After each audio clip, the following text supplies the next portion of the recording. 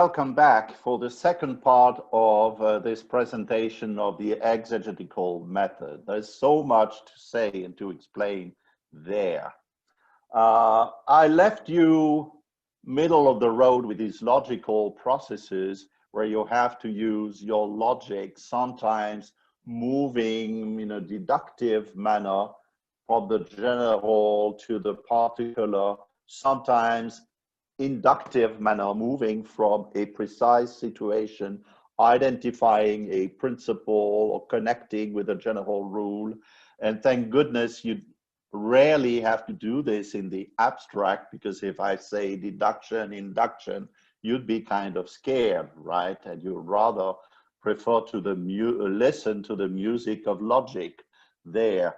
But the good thing, and look, I'm not a good seller of these Latin provision.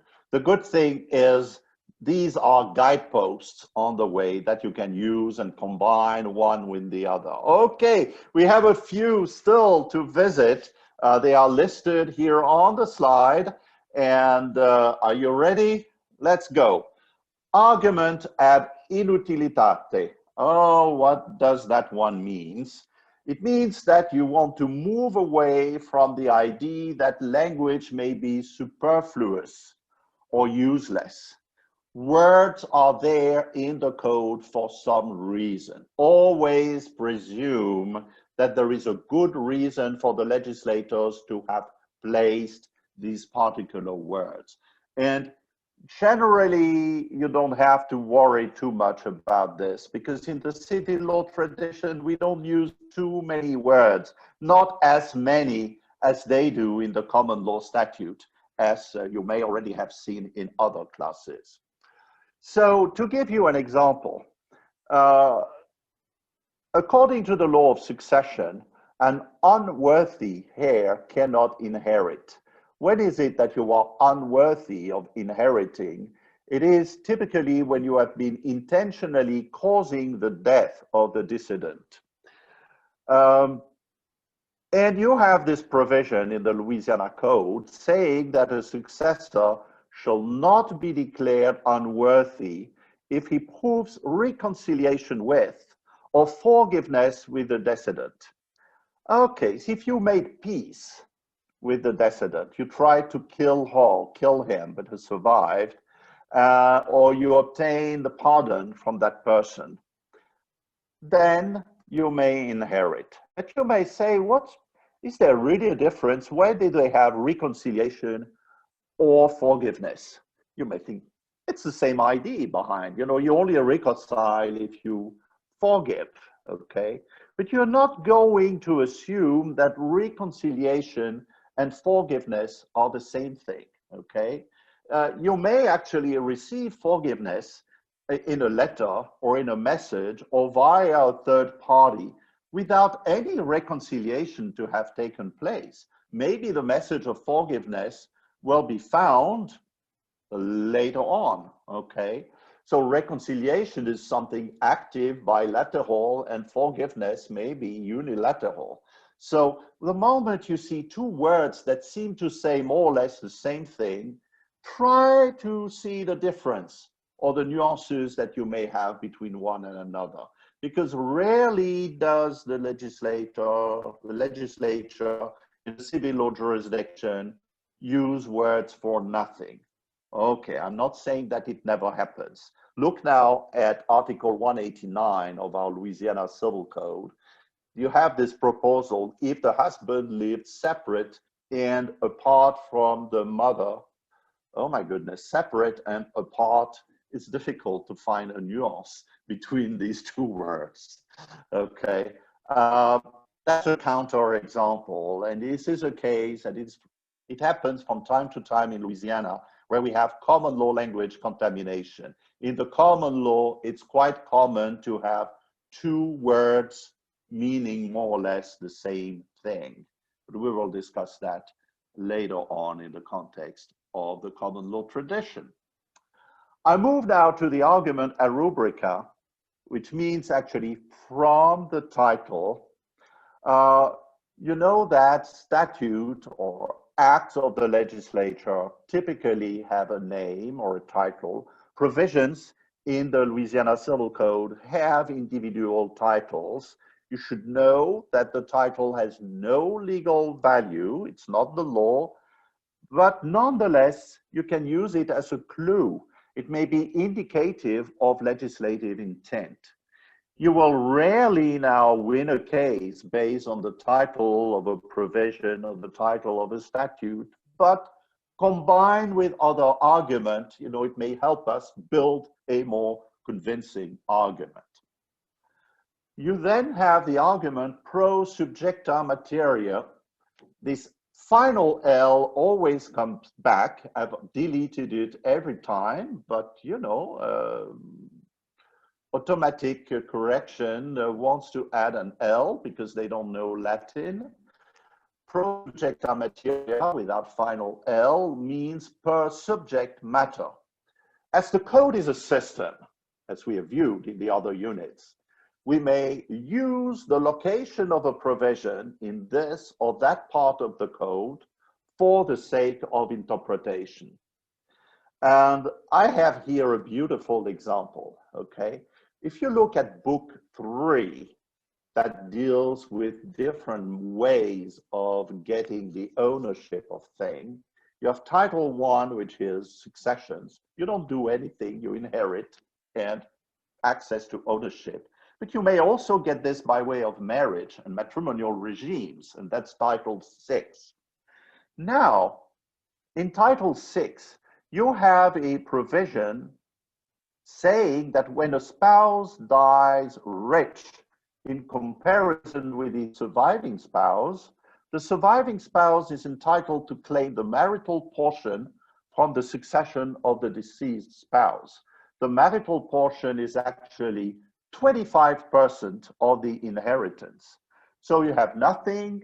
Your spouse had, say, 4 millions. You'll get 1 million as a marital portion. But we had a case of a woman, a married woman, everything was owned by the husband, including the house. He left a testament giving to his wife, well, he was pretty mean. She can stay in the house. Under the trust, she would get $1,000 a month. She may claim for a little bit more if she needs. It was a bit nasty and narrow, and she was not happy with getting this. But she thought that if she takes this inheritance, she will have enough and she will not qualify to get the marital portion. So she renounced the succession. She said, no, I don't want, I refuse the benefit of the will, and I claim the marital portion. And the other parties say, but by renouncing the inheritance, you renounce the marital portion and you will have nothing. She won her case, proving that the marital portion is not part of the law of succession. It is a marital advantage in the title on matrimonial regime. It's linked to the duty to assist and support your spouse. And though she had renounced the succession, because it is a matrimonial right in the matrimonial regime, she had a good claim, okay? So the position of that provision in the code was the key to the success. It's not succession, it's matrimonial regimes. It makes all the difference. The same provision would have been in Title 1 on succession. This lady would have lost her case. You then have the argument in pari materia on the same matter. Interpreting a provision in a way that is consistent with what the law says in other places on the same matter. You sometimes have provisions dealing with the same matter in different places of the code. Let me reassure you, usually they are in the same section of the code, but you need nonetheless to go back and forth with the code. And this is very important, okay? You shouldn't think that, oh, I don't need to buy a civil code. I can access any article of the civil code online, on my laptop, on my smartphone, etc. Yeah, that is true. But the book allows you to navigate the code more easily and identify other provisions that may have some significance and may help you towards a better or more efficient interpretation of the provision that is at bar. So all this supposes that you are familiar with the code and that you know it well. And you have here an example.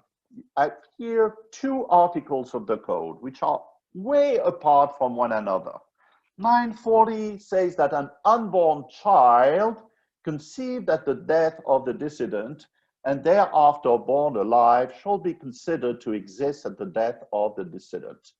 The child was unhappy to miss the father. The father dies before birth. And the good news is, if the child was conceived at the time of the death, which typically you look at the date of the death, and if the death was less than 10 months before the birth of the child is presumed to inherit. You have another provision saying more or less the same thing further down the road, 1474, but which is dealing with donations inter vivos, cases where you are given something and the unborn child must be in utero at the time the donation is made, which means a grandmother about to pass away may make a gift to a coming grandchild, though the child is not born yet. But the child must be in utero for this to happen. Now, you see that these two provisions are using different language. One says conceived, the other one says in utero. And you may wonder, with the new techniques, children can be conceived in vitro, okay? And now, does the conception means the fertilization of the ovum that may be kept frozen for some time before implantation, or does it mean implantation? And looking, you see, and comparing these two provisions in materia may give you a hint, because one place it says conceived, and the other place it says in utero, okay? And you may probably, but you may want to double check using other logical argument, legislative history, jurisprudence, doctrine, you name it. But you can start building an argument saying it seems that the law favors that the child be in the mother's womb, in utero, to be able to inherit.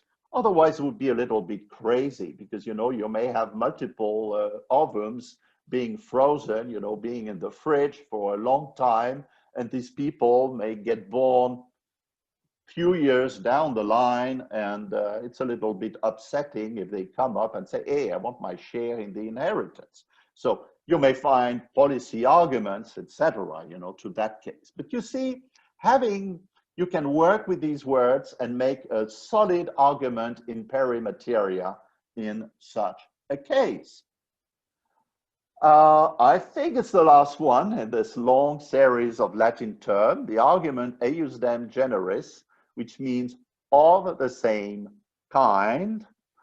A provision set forth a list of things or person, and very often when you have a list, you have a catch-all phrase such as, and any other thing or person of the same kind, okay? Which leaves the list open. That's the case where you have an open list for the interpreter to complete with things of the same kind. So it is an invitation to do analogy. Ejusdem generis goes with the argument a pari, okay? So let us look at the law providing that the holder of a servitude has the right to extract iron, coal, and other minerals from the ground. Servitudes will be studied next semester in civil law property. It's typically rights that people who are not owning the land may have on someone else's land. So you may, in some circumstances, extract iron, coal, and other minerals. But now the question is, you have a case where you're not dealing with iron or coal, but oil and gas, which is quite common in the part of the world we are in. Oil and gas may qualify as minerals, okay? We often talk about mineral rights in their context, which seems that you may extend the rule, but you can find arguments going another way because iron and coal are solid material minerals that are located underground and cannot move by themselves, but oil and gas move. And digging, you may actually pump oil and gas that is coming from other tracts of land. So that's not an easy call. And with that one, you probably would have to look at other arguments, other sources, okay, to draw any conclusion. And to do this, you may be helped, and that's our fourth category of tools in the exeget toolbox, maxims of interpretation. And here I will continue testing your Latin skills because all these maxims have a Latin name, but I don't ask you to remember them. It's easy to remember a pari, a contrario, ejusdem, generis, but those are much longer, as you will see. Let us start with this one, inclusio unius est exclusio alterius, which means the inclusion of one means the exclusion of what is different. Alterius, that's alterity. It's not the same thing. It means that what is not included in the list is thereby excluded. That seems to contradict the ejusdem generis argument that we have just seen, okay? But here you're getting smarter because if you have an open list and other things of the same kind, this is calling for inclusion and you make the ejusdem generis argument. But if you have a closed list, that may call for exclusion. And there's room to apply the maxim inclusio unus, exclusio alterius. Okay, so that maxim conflicts or restricts the scope of the a pari ratione argument. No analogy in that case because the thing is too different. And let us look at an older article in the Louisiana Civil Code that has been amended ever since. Article 160 used to say that when the wife has not been at fault in a divorce case, and she has no sufficient means for her support, the court may allow her out of the property and earnings of the husband alimony. You see that the code as it was giving the right to alimony to the wife. The moment the code says the wife, it means the wife, and it excludes what is different. It excludes the husband, okay? So you should not, by analogy, if you have a husband in need, enlarge the scope of that provision and force a wife to pay alimony to the destitute husband. The law has changed now because this violated equal protection. And now it says the spouse. Another one which is pretty frequently used in the civil law world and very, very difficult to grasp by people who are trained in the common law. Ubi lex non distinguit, nec nos distinguere debemus. My Latin sounds good. Where the law does not distinguish, we must not distinguish. Oh, what does that mean? Wait a minute. Okay, I'm going to explain through an example. Take Article 23.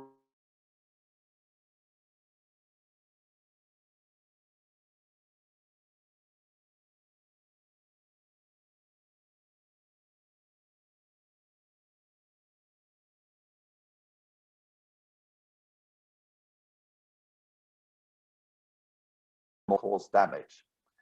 Now, could we claim that this article is only applicable to pets and would not apply to wild animals or cattle or etc.?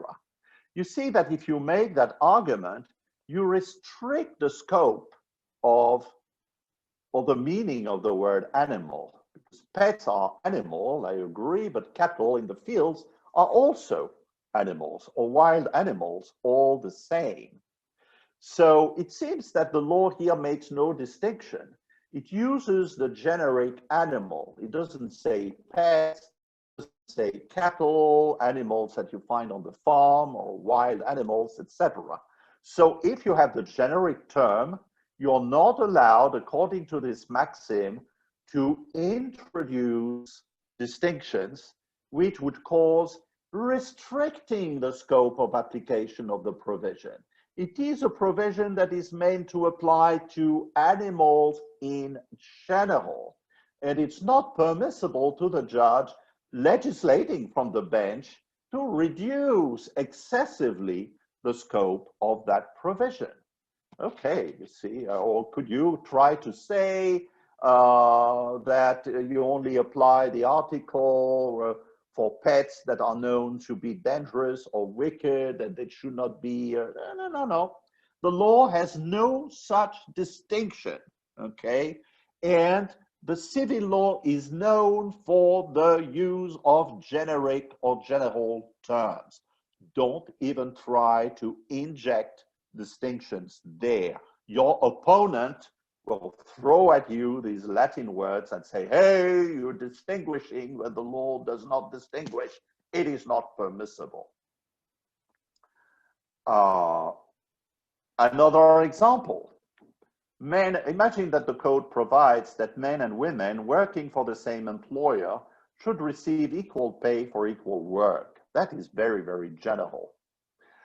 And I give you now a case. David and Linda have the same training and experience and the same job. Okay, they work for the same employer.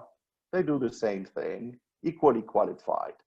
In the first scenario, the employer pays David $1,000 a week and Linda only receives $750 a week. She's paid 25% less. That is an obvious case, and I guess you will not hesitate 1 second. If both are equally qualified, trained, same experience, Linda should receive $1,000, just like David does, okay? No issue here. But now, imagine that David quits employment and he is replaced by Jenny, who is paid $750. And the employer says, oh, but this is not covered by the provision. Jenny and David do not work side by side for me, and the article only apply when men and women are working side by side. If you have to resist that argument, look at the text. It says men and women working for the same employer. Does it say working at the same time for the same employer? Or does it say working side by side for the same employer? It seems the employer is injecting a distinction that is not present in the text.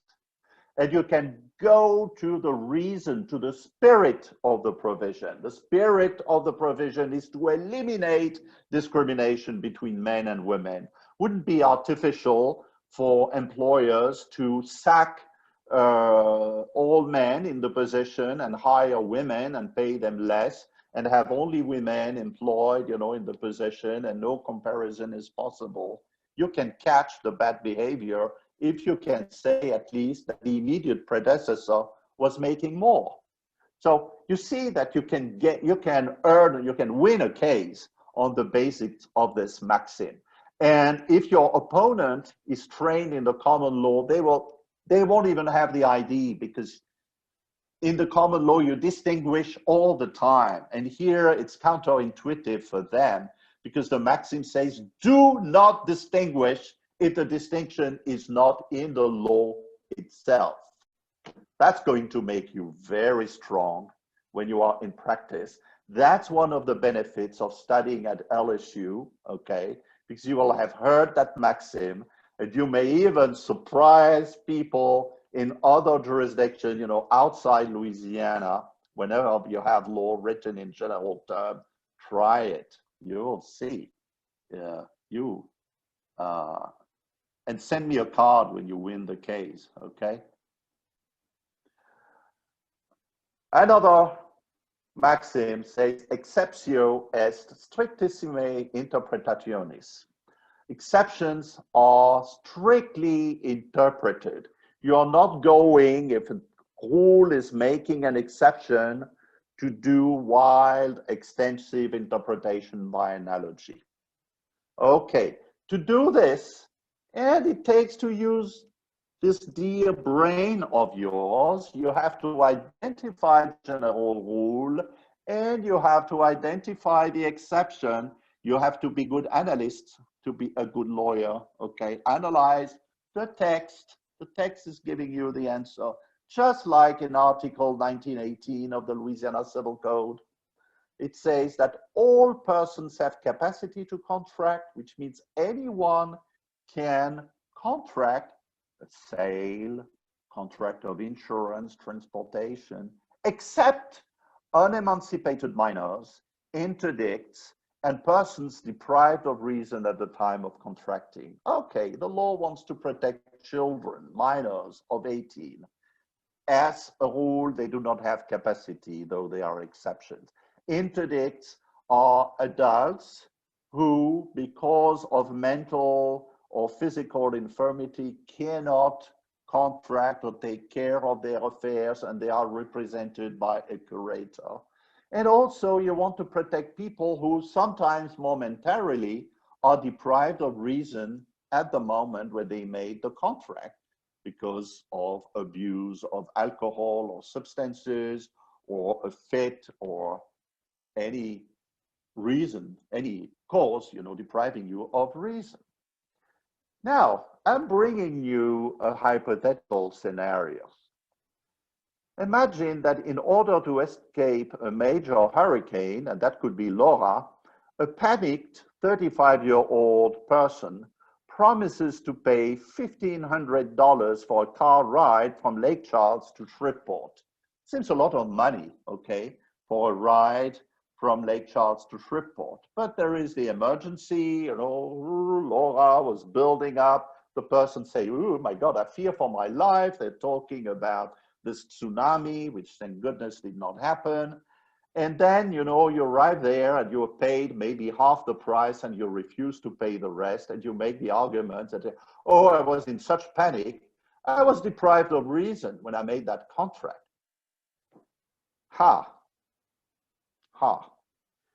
If you want to argue the case for the driver, for the person who's claiming the 1,500, you may say, look,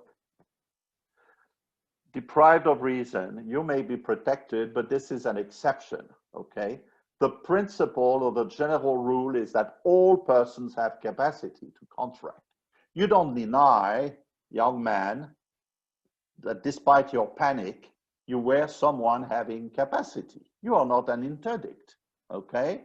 You do not suffer from mental trouble, etc. Now, you're saying that this panic deprived you of reason.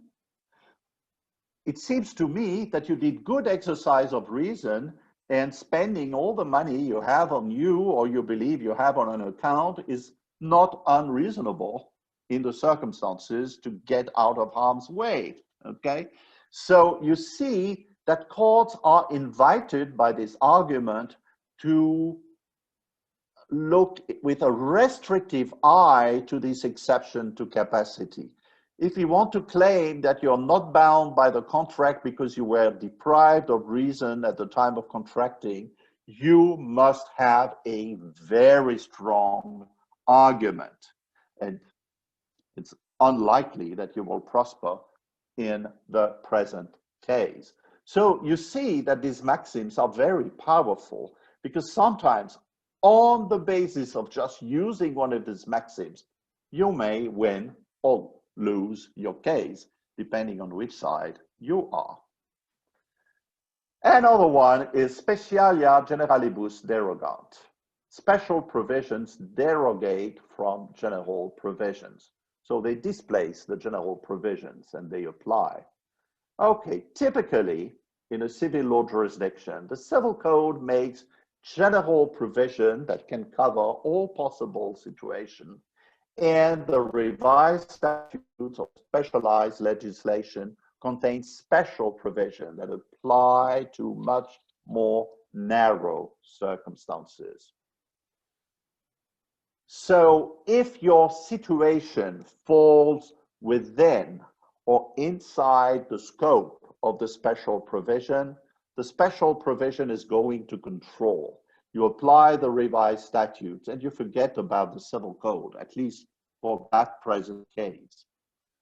But if your case falls outside the scope of the special provision, you're not going to try to stretch and overstretch the special provision, saying that otherwise there would be no law.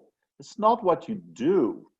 The special provision is rather an exception to the general. So you interpret it restrictively. It's the general law that controls. Oh, I know that's subtle, especially at the end of a long video. And this is why we will come back discussing special law and general law in a future video. But I just wanted to add that maxim because it is also a maxim that has been developed by the exegetical method. Okay, we are there now at the end. I thank you for your attention, and do not forget that these rules about interpretation are central, are essential. Expect to be tested on that material on the final. So look at them over and over, okay? Get this in your brain, and as always, your questions are welcome. Thank you.